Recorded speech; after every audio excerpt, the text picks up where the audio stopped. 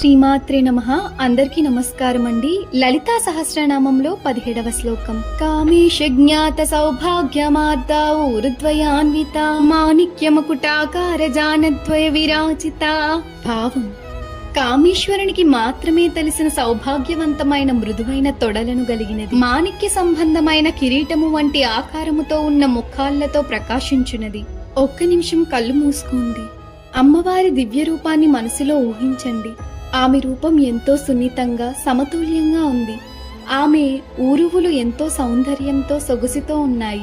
ఆ దివ్య సౌభాగ్యం ఎంత గొప్పదో కామేశ్వరుడికే పూర్తిగా తెలిసి ఉంటుందని ఈ శ్లోకం చెబుతోంది. ఇప్పుడు ఆమె మోకాళ్ళని చూడండి.